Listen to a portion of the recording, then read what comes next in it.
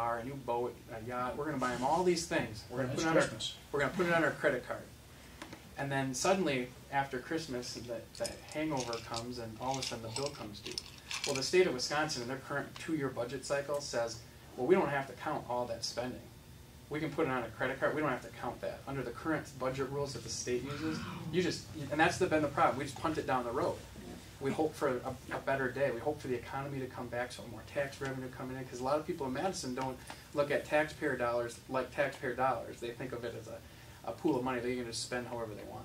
I mean, I've seen legislators have those conversations, and it frustrated me very much to listen to people talk like that.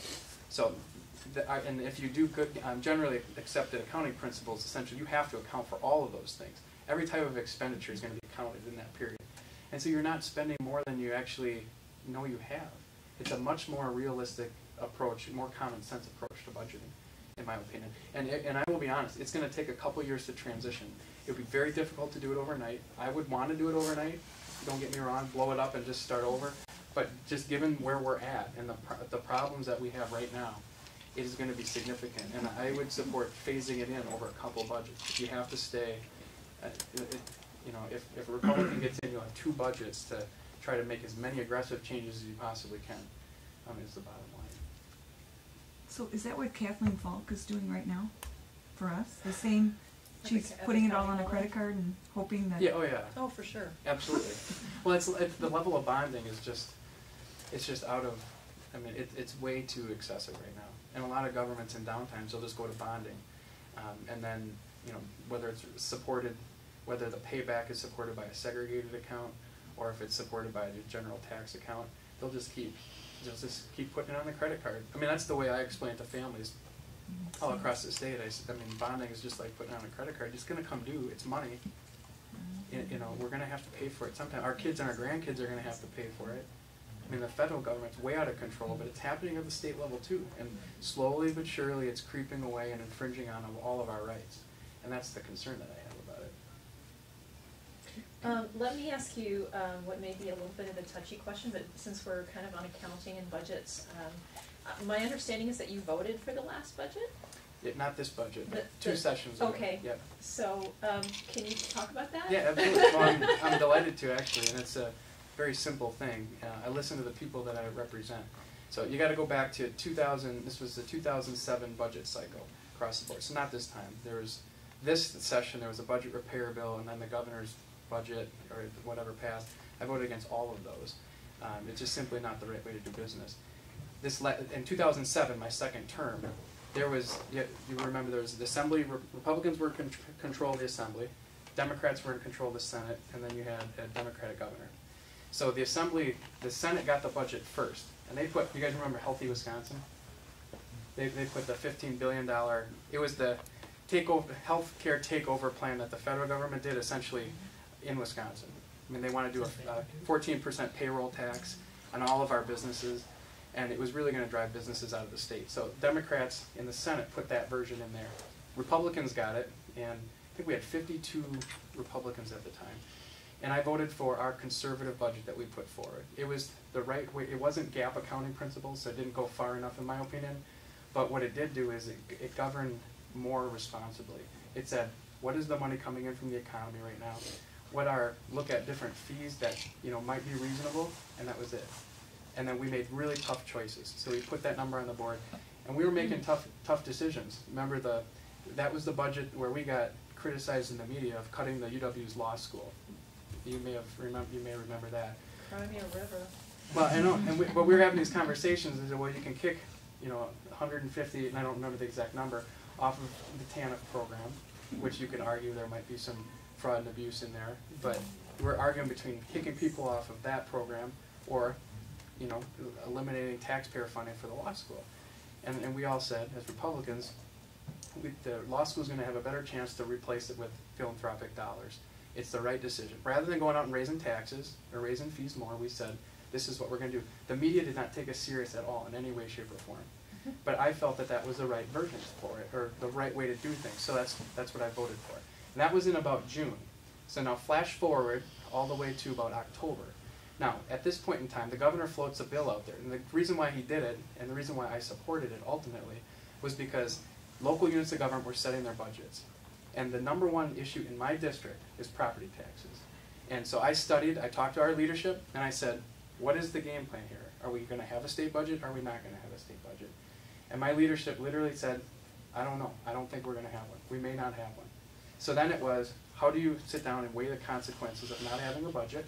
So you can dig your heels in, and you can fight on that, which is fine. And I have no problems fighting and saying no state budget. But then you also have to understand and ask the question, which I did, was what are the ramifications of that? Because in the state of Wisconsin, you guys know well that the state collects a lot of money and then kicks it back out to local units of government, school districts and local units of government. And if we did not have a state budget, property taxes were going to go up across the state at 8.8% because of the way our system works. And so I felt, because I did not want property taxes to go up. Now, I still believe property taxes are too high in Wisconsin. There's no ifs, ands, or buts about that. But I felt, and listened to the constituents, the people that I represent. Every election that I run in, property tax has been the #1 issue. And revenue caps on schools, which I've talked considerably about.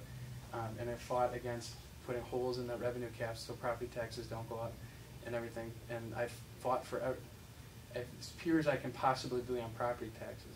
And so when I knew that they were going to go up about 8.8%, that was a problem for me. So I voted for that budget. I was the only Republican to vote for it at the time. So you'll hear people say, well, how could he be the only one to do something like that? For God's sakes. But when you actually look at the policy, why the other legislators, other Republicans at the time who didn't vote for it, is because, for political reasons. What we did at the time, do you guys remember the property tax cap, the property tax freeze? It was talked about for a long time. Property tax freeze was put on in, this was a couple of years ago, but to hold property taxes down. The property tax freeze was expiring. So if the budget had not been enacted, the property tax caps were coming off. And that was another reason why I knew property taxes were just going to explode. So a lot of my colleagues said, well, we'll just introduce separate legislation, and we'll all vote for that, even though we know it's not going to go anywhere. Even though we know the Senator Deckers laughed at us and the governor laughed at us and said, well, this is purely politics, we'll still vote for this so we have a vote. So if we really don't have a budget and everybody starts calling our offices and is ready to hang us at the courthouse for property taxes going up about 9%, we'll just point to this piece of legislation. And we'll say that, well, we've protected property taxes because we voted for this, and that's our political cover. And that's what happened. And I was the only Republican to say, look, my constituents, I don't believe are going to buy that. And I'm not going to, I mean, you can explain that in 10 seconds. It's much harder to stand here tonight, try to explain to you why I voted for a Doyle budget, etc.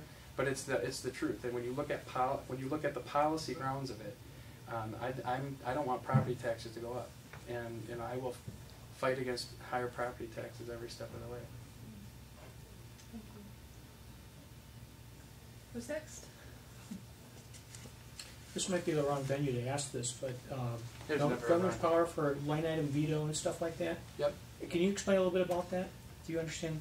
The governor's power for line item veto? Yeah.